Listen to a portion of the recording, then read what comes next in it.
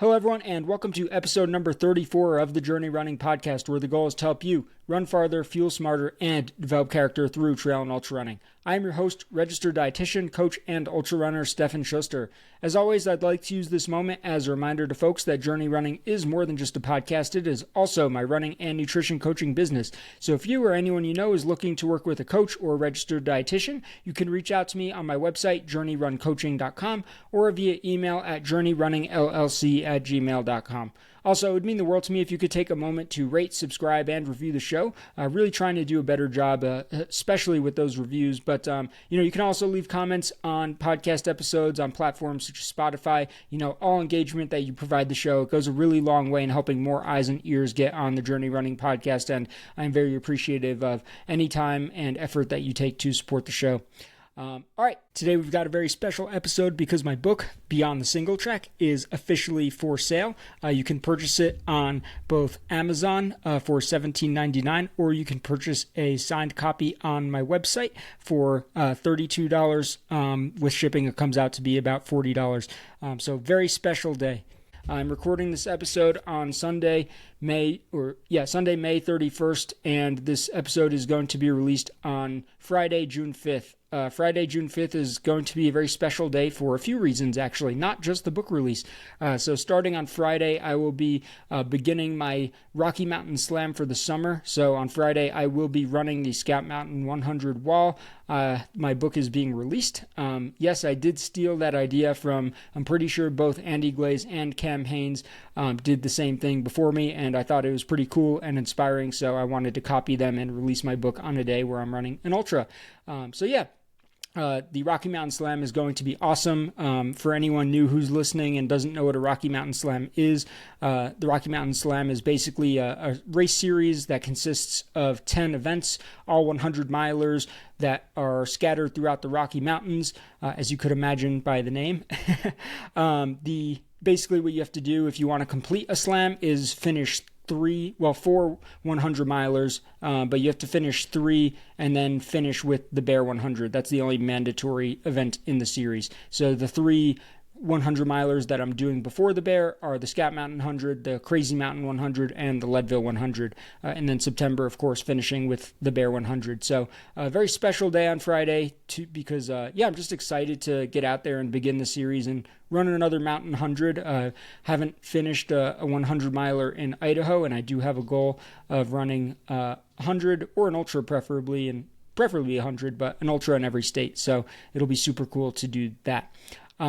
Another thing that's super cool is I am partnered with Buff, as many people know.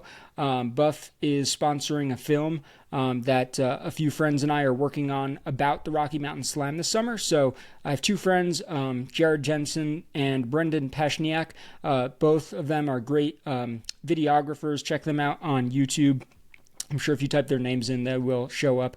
But both of them approached me over the course of the last year or so about putting together a film. Totally separate individuals with different ideas. And then, with the Buff partnership, I kind of realized that it might be a good opportunity to combine resources, especially when Buff put into the ambassador group chat, hey, does anyone have any storytelling ideas? And I thought, 2 videographers that I'm friends with wanted to do a film together, and I'm doing this really cool series over the summer. There's not a whole lot of content on the Slam. Why don't we put something together? So that's what we're doing. So it's going to be a very special day, not just for the book release, but also because starting the series, starting the film with them, it's going to be a really awesome day. But today what I want to talk to everyone about is the book. Beyond the Singletrack is the title, How Ultrarunning Taught Me to Live. Before I get into all the details of today, because what I really want to talk about is what is the book about? Why did I write it? What was the writing process like? And I'm even going to give you guys a quick preview of the prologue and the preface in this episode as well. But yeah, before we get started, I do want to give a really big thank you and shout out to my editor. Her name is Julie Sandquist. Julie was awesome to work with over the course of the last year or so. She really helped elevate my thoughts, I think. She helped me create clarity in my book and obviously make sure that the diction of my writing was accurate. So big shout out to Julie. Thank you so much for all of your help over the course of the last little over a year now before I got this book out. But yeah, let's talk a little bit now about, it's almost weird. This episode is almost like I'm interviewing myself. So forgive me if it's a little bit awkwardly organized. But yeah, what is the book about? So the book, Beyond the Singletrack, again, if you want to see the cover, holding it right here. The book essentially follows my journey as a runner when I started running in middle school, high school, where I ran cross country and track for those years. It follows me through college where I ran marathons, to my life as a young professional where I ran my first ultramarathons, including, my first 100 miler at the Sangre de Cristo 100. I also talk about races like, my first 100K, which was at the Never Summer 100K. I talk about the Bear 100, Bighorn 100, and the last race that I talk about in the book is my first Moab 240, which I ran in 2021. To me, though, this isn't just a running book. What differentiates this book from other books, I think, is, not just the race recaps, but more so the self-help topics and the personal philosophy that I tried my best to infuse into this book. Because over the course of the book, I don't just tell race stories. I talk about topics such as how, running challenges us to set goals. So I talk about, what's the difference between a goal and a dream. I talk about how running challenges us to define success in our life and what greatness is, and even define the meaning of life. I also reflect on and challenge readers to reflect on how running affects things like our mental health, identity. How does running, for example, influence or impact, I should say, our friendships? How does running and being an ultra runner influence what we look for in our romantic relationships? And, of course, how do we respond to adversity? How does running make us better individuals in daily life in terms of how we respond to challenges? So, my challenge to the reader in this book is in the form of prompts at the end of each chapter. So at the end of every chapter, there's a little box that says time to reflect. So this way, you guys can read my thoughts throughout the book, but then I give you the opportunity to formulate your own based off the context that I've given you. So yeah, throughout the book, I really talk about the life lessons that I've learned from running, and what my philosophy is from those lessons. But, as a reminder, I just want to say my philosophy isn't necessarily the right one. You might agree with a lot of the stuff that I say in the book, but to me, those time to reflect prompts are really an opportunity for you to say, what, I like Stefan's opinion or I don't.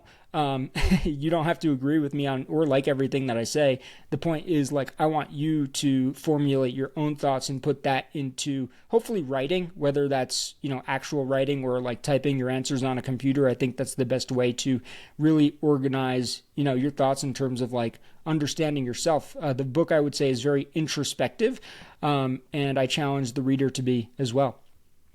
So yeah, that's a little bit about the book. Now, why did I write the book and what inspired me to write a book? I was inspired to write a book, namely because when I was younger, there were a few ultra running books that I would say drastically shaped my life. I read Ultramarathon Man by Dean Karnazes when I was only 14 years old. Admittedly, I read it for a book report that I had to do in high school. Otherwise, I probably never would have picked up a book in the first place, which is kind of funny now that I wrote one. But anyways, when I was 14 and read that I had no idea what an ultra was. I'd never even considered running a marathon. But immediately when I read that book, it infused dreams inside of me of finishing a 100-mile race and, living an adventurous life the same way that Dean did himself. And then after I read Ultramarathon Man, I read Born to Run that same year pretty much, and that sparked my imagination in terms of running biomechanics, because I was injured a lot when I was younger, and the idea of a way to run that could help us not be injured, which Born to Run talks a lot about, so running biomechanics became, and learning about that and the history of our sport became something I was very passionate about when I was young. So those were the first two books that largely impacted me. And then, for a long time, I started to wonder, could I also write something that inspired me the same way that those books inspired me? And that was really the cornerstone of what inspired me to write a book. Yeah, to be honest, I don't even know how many copies this book is going to sell. I've never written or sold a book. My first goal is really just to sell 100 copies, assume only 10 people are going to read it cover to cover. And then, I hope that one person will be inspired to make lasting changes from it because, like I talked about with Ultramarathon Man and Born to Run, those really inspired me when I was younger. And if I could just inspire one person to have thoughts of their own about what they can do with their life, that would be really meaningful. Over the years, I do have to say there have been a lot of other running books. I have my bookshelf behind me if anyone watches these episodes on YouTube, for example, but so you could see a lot of them. But there's a lot of books over the years that I've enjoyed, and I would also like to give credit to along this journey. So some of my personal favorites are Once a Runner by John Parker Jr. I would say that Ultramarathon Man, that probably made the biggest impact on my life. And Born to Run was probably number 2 in that category. But in terms of like favorite running books, Once a Runner by John Parker Jr., I feel like really encapsulates the mindset and lifestyle of someone who's really trying to dedicate themselves fully to the sport. And I love that book. I highly, highly, highly recommend it. Other books that I've really enjoyed over the years are Scott Jurick's books, Eat and Run, and North, both of which were also very inspiring. Kilian Jornet's book, Run or Die, Rob Steger's book, Training for Ultra, James Shapiro's book, Meditations in the Breakdown Lane, Running Across America. That was also a fascinating read. Pam Reed's book, The Extra Mile, Katra Corbett's book, Reborn on the Run, and how could I forget, Andy Glaze's book, Smile or You're Doing It Wrong. I really enjoyed reading Andy's story. There's a lot in there that he hasn't talked about on like podcasts over the years, I feel like, and it was very cool to read about. But yeah, I just wanted to give some credit to those who inspired me, because without them, I don't know if I would have been able to write a book that can hopefully inspire other people as well. So yeah, let's talk a little bit about who is this book for, who is the target audience, because as an author, that is something that is important to think about. So as you could imagine, I wrote this book with a few people in mind. I think that if you're an author, when you think of like a specific person, that's I think kind of like helpful. I've known like I'll put it this way. So, the range that I thought of when I was writing this was like the 15 to 25-year-old version of like myself. So that's who I thought of when I was like writing it, because who would have benefited from this book and always wanted to reading, like, I just think of myself at that age as somebody who would have really enjoyed this book and learned a lot from it because I've made a lot of mistakes over the course of like that period of time in my life. And I think that like if I could hand myself a book when I was 15 that really would help me through challenging times, this would be it, is what I was trying to say. I just think that version of me would have benefited from it. And also, like, over the course of, like, the last 10 years, a book that I've really wanted to read is a running book that, intertwines the philosophical topics that I was talking about before. Like, how does running impact things like your friendships and your romantic relationships? How does it challenge you to define success and greatness and, like, the meaning of life? I wanted to read about that for a long time in running books. Like all those subjects. I'd love to hear what like Scott Jurek has to say about all those subjects in one singular book. Or, Anton Krupicka, another guy, or Pam Reed. A lot of these individuals, they touch on these subjects in their book, but I kind of wanted to see a book with like all of it. So, that's kind of the audience I was thinking of, was 15 to 25-year-old ultra runners. Not to say that someone like a 30-year-old or a 40-year-old or a 50-year-old ultra runner or even non-ultra runner could benefit from this book. I was talking to my parents who read the author proof, and they think that a lot of people who are not runners will be able to benefit from this book just because of like those prompts at the end of each chapter. Those time to reflects are fairly introspective and will challenge anyone, even if you're not a runner, to just become a better person through doing what you love. So yeah, I've probably said it before on this podcast though, but I also love teaching. So that's actually why I went to grad school to become a registered dietitian and a running coach. I really enjoy breaking down complex subjects for other people. That's why I like coaching. It's a lot of fun to be able to do that, to help be able to guide other people's running journeys. So I think that the 15 to 30-year-old ultra runner is just someone who is very malleable per se. And then I would also say that this book in many ways is kind of like a coming of age story. So I think that young runners will be able to relate a lot to the life lessons and how I learned them at an early age. For example, one question I ask myself is when I wrote this book, for example, is will a 40-year-old runner who just started running be able to relate to the struggles of a high school version of me, who was, for example, tying my identity at the time to things like my times and performance, like that very hard data. which was unhealthy at the time. And, I actually think a lot of runners struggle, including like 40-plus-year-old runners struggle with self-esteem when they don't perform the way they want to, regardless of your age. But maybe my story will resonate with someone with, I wonder, will it resonate with someone who is in like a different place in time when they're learning that, right? Like someone who ran cross country and track in high school might resonate with how I learned about not tying my identity to superficial statistics, but will someone who is learning about that, in their 40s, 50s, or 60s be able to resonate with the same lesson? It's hard to say. And for reference, I'm not offended if like a 65-year-old woman ultra runner who just started running, might need to learn that lesson from a different book than mine. So those are just some thoughts that I've had about like the demographic of like who the book is for. What themes throughout the book do I hope the reader recognizes? So I hope that people recognize or realize when they're reading this story that success occurs very, very, very slowly over time. It is often said that we can accomplish less in a day than we think we can and more than a year than we think we can.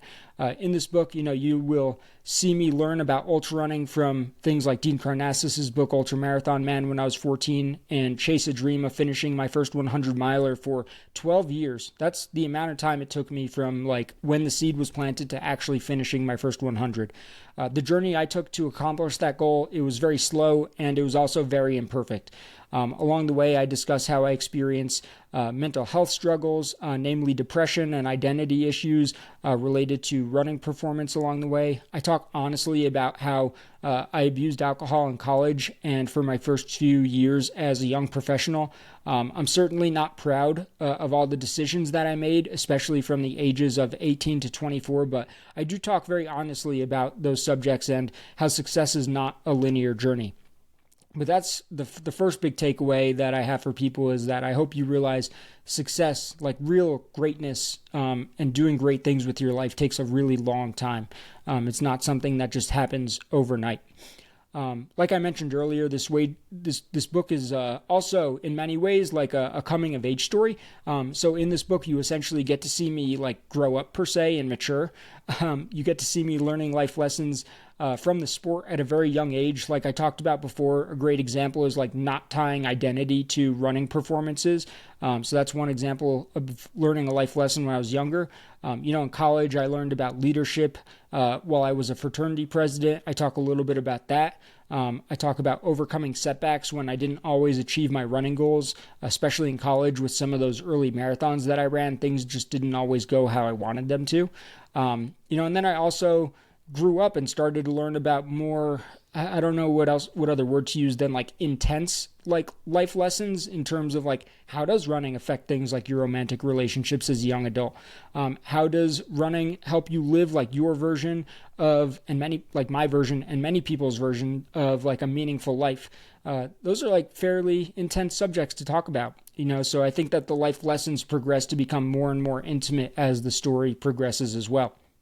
And then, another theme that I tried my best to tie in through this book is, using your passion to become the individual that you want to become. I don't think or expect everyone should be an ultra runner, or even a runner for that matter, or learn about like life through the lens of a runner. But, my focus is that like people should fully dedicate themselves to something. Maybe that is running. If you're listening to this podcast, like you probably love running. If you're going to read this book, you most likely like running. But like that shouldn't be an expectation for everybody, right? Like many people are going to learn the same lessons that I've learned about running, or about life, I should say, from running. But they're going to learn their life lessons from like dedicating themselves to playing guitar or acting or writing or a different sport like climbing. It doesn't really like matter what you dedicate yourself to or what you're passionate about. My challenge to the reader is that you should dedicate yourself fully to something, because the more you immerse yourself into a passion, the more depth you're going to learn about yourself and whatever it is you're doing, I think. So let's talk a little bit now about what was the writing process like. So this is going to be a long response. I got to take a quick sip of water here. So the writing process took me over 6 years. I started writing this book in 2020 when COVID started, just essentially because I had a lot more free time, just like everybody else, just being stuck home in your apartment. So yeah, in 2020, I started to chronicle my running experiences. Admittedly, the first copy was of like this story was supposed to be for my eyes only. And then I was planning to create another book that ran parallel to the first one that was for me, that would actually be like the public facing copy. But as I continued writing, the first version just turned more and more into a book instead of like a diary per se, which is funny because like when my mom read the book for her first time, the author proof that I was talking about, she told me it reads like a diary, which is not really what I was intending, and that's not necessarily a bad thing, I guess. I feel like I was pretty, I put myself out there a lot in this book, and I guess maybe this is why. But yeah, that first version was supposed to be just for me, and then I was going to turn it into more of like a public-facing copy. By the end of 2020, though, I just couldn't help myself, and I started infusing all these like philosophy questions and self-help topics and like the time to reflect prompts in there. And instead of creating something for myself, I had ended up creating something for a manuscript of the book, which was about like 150 pages for like everyone else. And in that original version, my manuscript finished with me running my first 100-mile race. And that was really supposed to be like the theme of the book, was like I'm growing up and then I run my first 100-mile race and then the book ends. And then, so that was 2020. In 2021, I had kind of a lot going on. I neglected the book for the most part of that year. I basically changed careers. I had a relationship end. I was training for the Moab 240. I did slightly edit the book over the course of that year, but I really didn't do a lot of work on it. I just like sat on it and had to prioritize other life events. And then at the end of 2021, early 2022, I briefly worked with an editor who told me that my book, she very, very nicely told me that my book had too much fluff. In other words, she very nicely recommended to me that, I ask myself what content in the book is useful for an audience and what isn't. That pretty much goes back to the fact that, like, I started writing this book for myself, and then, it ended up becoming like that public-facing copy I was talking about. And, because of that, there was just a lot of like some chapters and some just like tangents that went on. And they meant a lot to me at the time, but they weren't meaningful for an audience, if that makes sense. So she encouraged me to take out some of that fluff and actually extend the book to include more ultrarunning stories. So instead of ending the book at my first 100-miler at the Sangre de Cristo 100, she recommended, since I just finished my Moab 240, my first one in 2021, she recommended that I talk more about ultrarunning stories like from the Bear 100, the Bighorn 100, and so on. And so I proceeded to, after that feedback, neglect the book for most of 2022 while I was in grad school. But that actually ended up being kind of a good thing because time, I think, just has a way of like helping you see things differently. So that time off allowed me to go back with fresh eyes, per se. So in 2023 and 2024, I was able to go back to that first version of the book, read it over. I deleted almost half of what I originally wrote and then, replaced those personal anecdotes that really wouldn't have been much interest to a reader with more ultrarunning stories, and extended the book, like I said, through my first Moab. So I think some time off after that realization was actually a good thing because I was able to go back and realize what she was saying.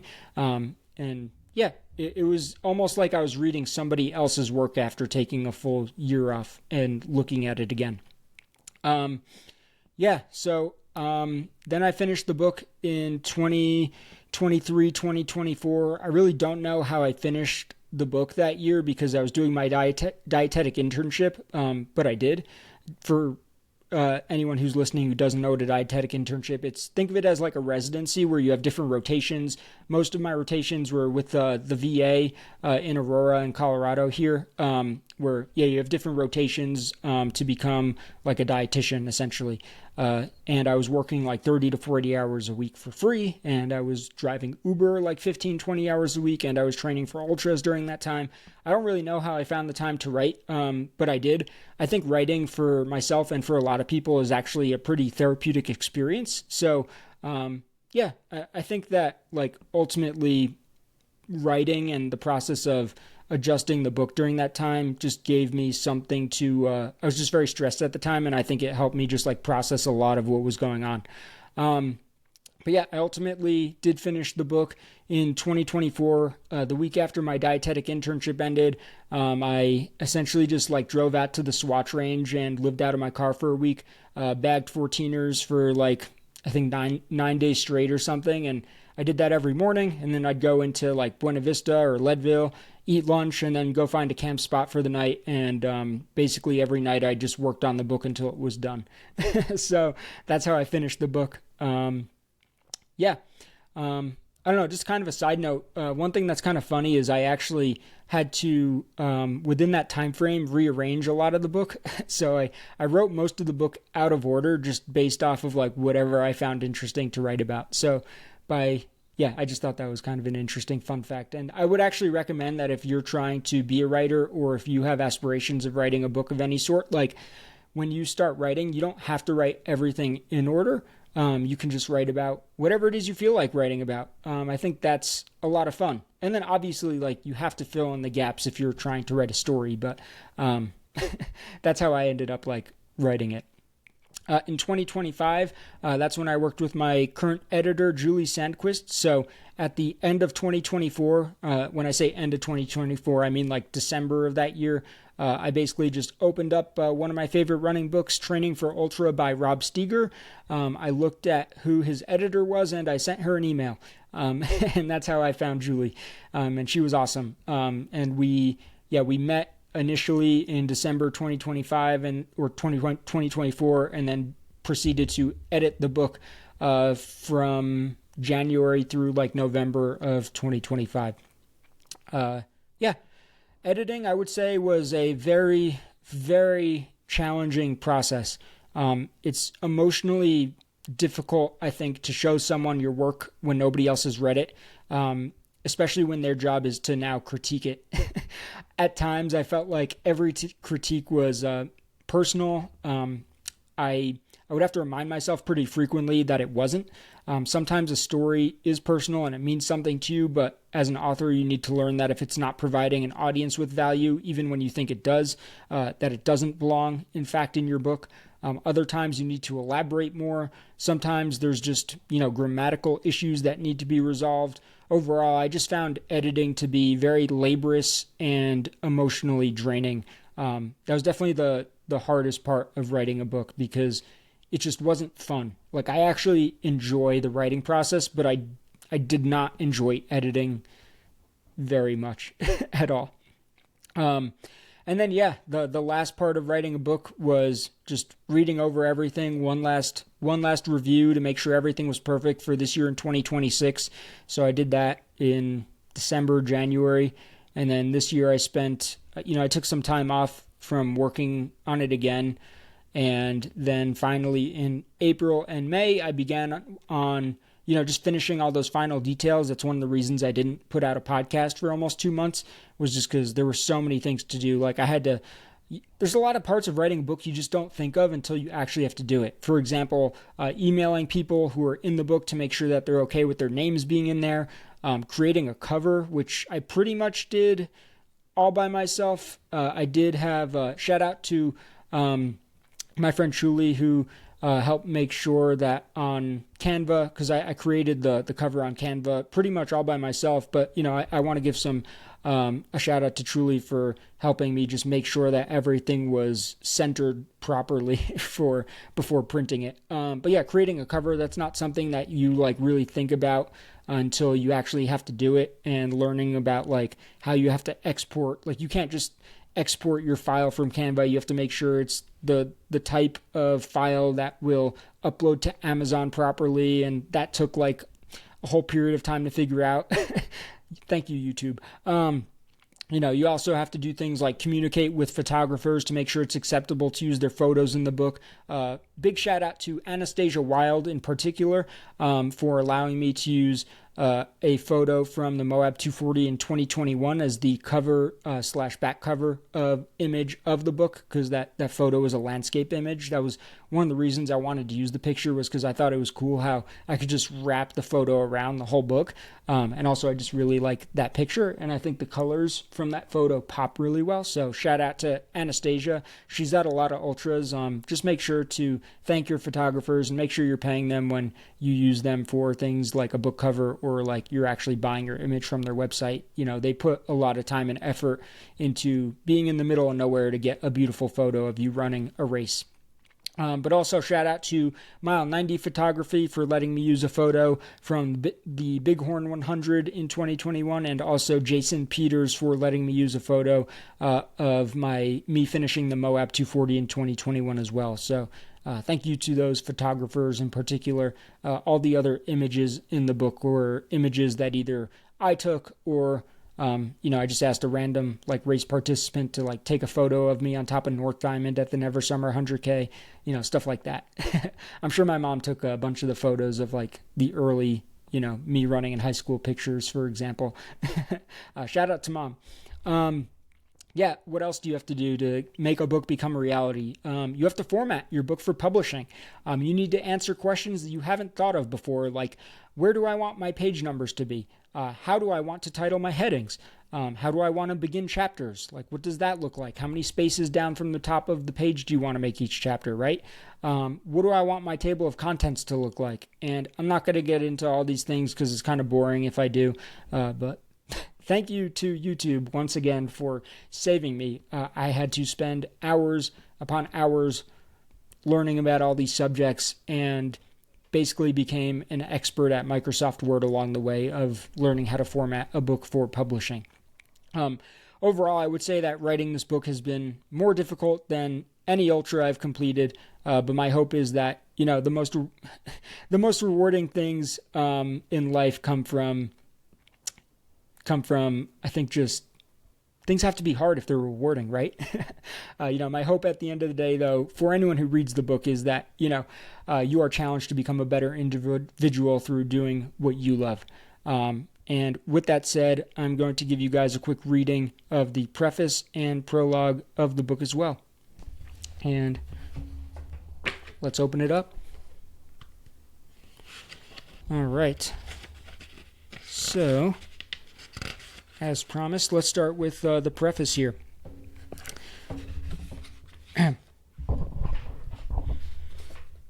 We live in a world that values comfort and justifies mediocrity. We live in a world that praises cancel culture rather than focusing on self-improvement and accountability.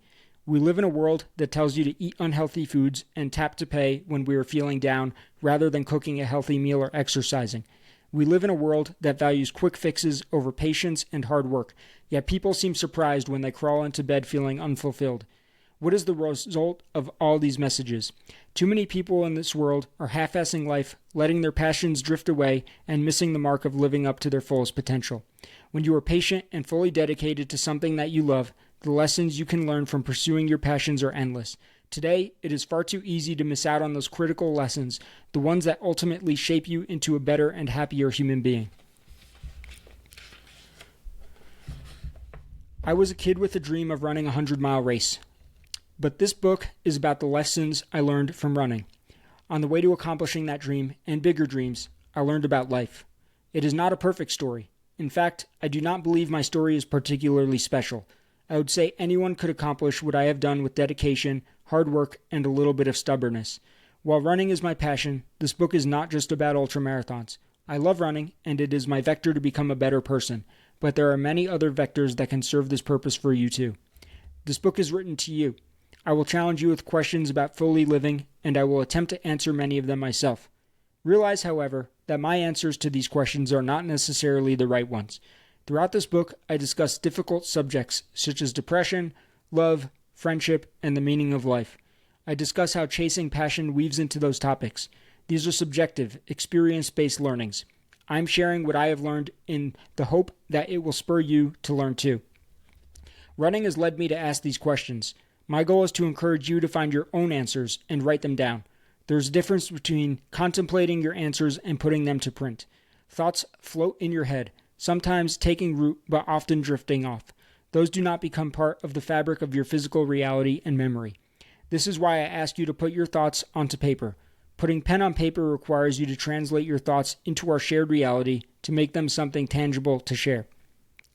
Ultimately, I hope this book inspires you. Dean Karnazes' autobiography, Ultramarathon Man, inspired me. Christopher McDougall's work in Born to Run educated me.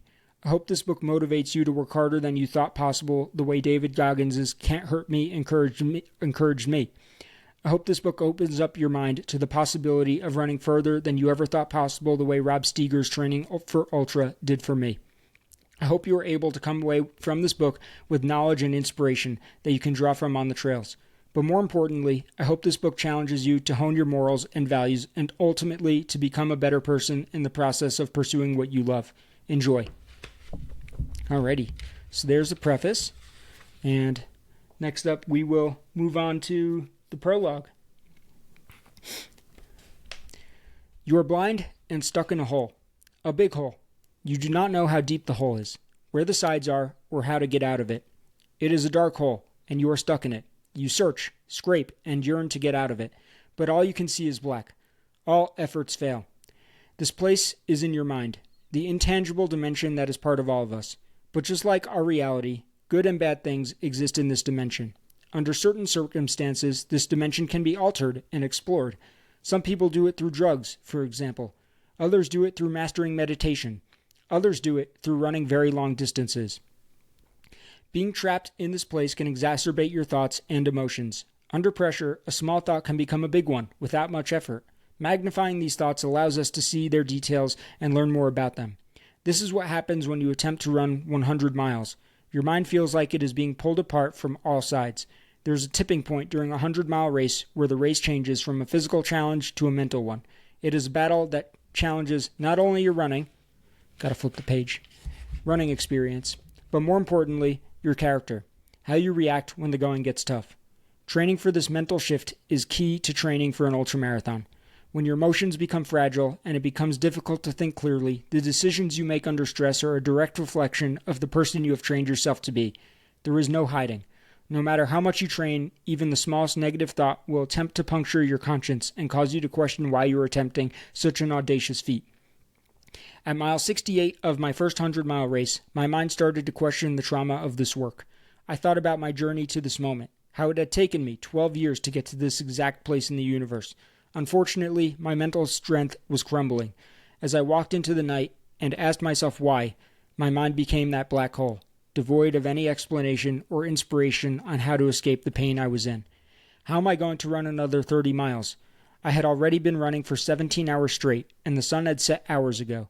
I had been awake since 2 o'clock in the morning, when I started preparing for the 4 a.m. start. I was getting tired, and my legs felt like they had been crushed by a train. The pain was more pronounced with each step. Because of this, I started walking sections of the course I should have been running, which made the miles tick by even slower. The trail and all the aspens started to look the same. I lost track of where the aid stations were, especially in the dark, since they always seemed to be just up ahead, but never were. Time between stations were hours apart. It was cold, and getting colder as the crisp mountain air began to cut through my shorts. The day had started strong, but now I was overwhelmed. For the first time, I was questioning if I was going to be able to complete this journey. The first half of the race was physical. The beginning of an ultra is actually about the run. The second half, though, was proving to be a battle between my ears, and not about running at all. The black hole in my mind grew. What was I doing out here? And why was I doing it? And there you guys have it. There's the prologue as well. Man, I'm going to have to get used to reading a book to a microphone if I ever decide to produce an audiobook, which I would like to do. But thank you all for taking the time to listen to today's episode. I'm really excited for you guys to read this book. If you can't tell from everything I talked about today, I put my heart and soul into this thing. 6 years is, I never imagined this project would take this long. Never imagined it. So it's so cool, to finally have a real copy in my hand. It's just an author copy.